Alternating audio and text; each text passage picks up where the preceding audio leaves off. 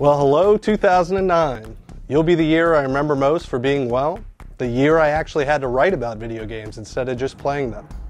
Sounds like a fun job, huh?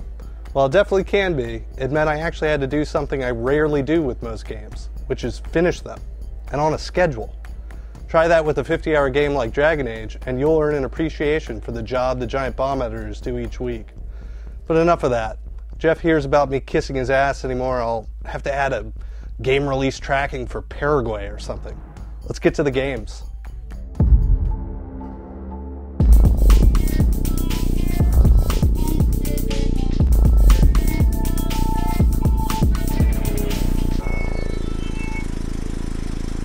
Let's start this list off right with a genre I have no business enjoying: racing.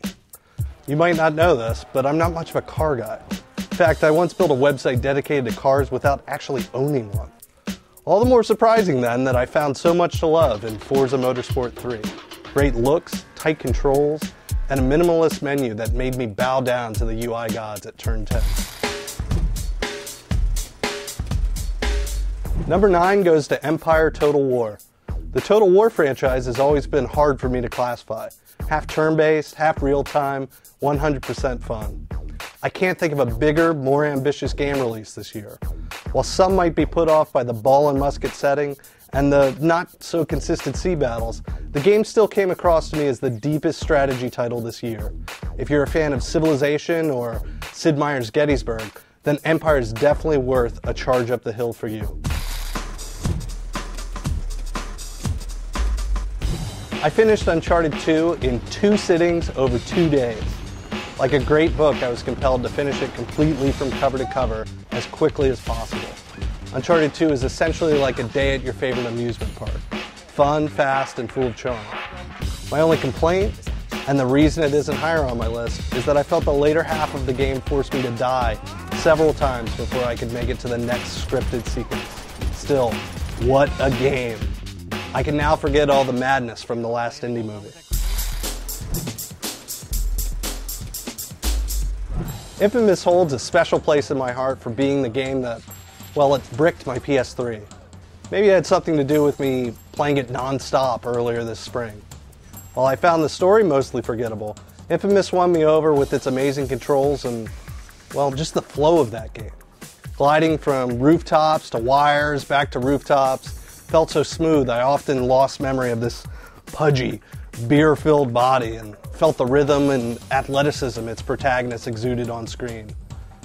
Well, actually, maybe that was just the beer. Number 6 goes to Dawn of War 2, made by my now favorite RTS developer, Relic. Like Company of Heroes before it, Dawn of War 2 brings the battle to the small scale by focusing on hectic, low unit count engagements. In fact, the game feels more like a better dungeon siege than any traditional RTS I've ever played. I love the look, the upgrades, and the world presented in the game. While the multiplayer felt like an utterly different and somewhat generic experience, that doesn't stop me from wanting to give the game a big nerd hug for doing well by a universe that I just adore.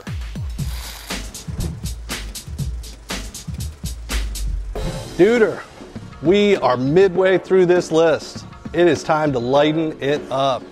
What better way to get a laugh than by mentioning Ratchet Clank, A Crack in Time, a game packed with giggles and jokes for, well, the 12-year-old me. Like a great animated film, Ratchet Clank knows that most of the fun is making fun of itself. Why have a shotgun when you can have a fish belch at enemies? I loved everything about this game. The puzzles, the combat, the visual style.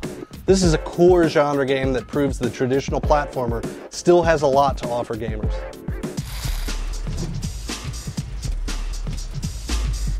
Indestructible. Some inside me. Oh, yeah, Street Fighter 4. Proving that my mid-90s fighting obsessions were genuine. SF4 brought me back to a time when I could witness the confusion in my father's eyes, when I'd return to the dinner table at the local restaurant asking for more quarters. I can't think of a game I put more hours into this year. I certainly can't think of another game that actually cramped my hands. Street Fighter 4 is, well, it's a Street Fighter game, and that's all it needed to be. Bravo. The number 3 spot goes to my sleeper hit of the year, Cryostasis, the Sleep of Reason. While this buggy release from the Ukraine might be a little slow-paced for some gamers, it presented something I rarely get to witness in games, or, well, media in general. Utter surprise. I've never played a game quite like Cryostasis. Its story, delivered through inventive flashback mechanisms, isn't always coherent, but it's definitely memorable. If you want something a little different than what you're used to, you might want to take a trip on the North Wind. And I mean a trip.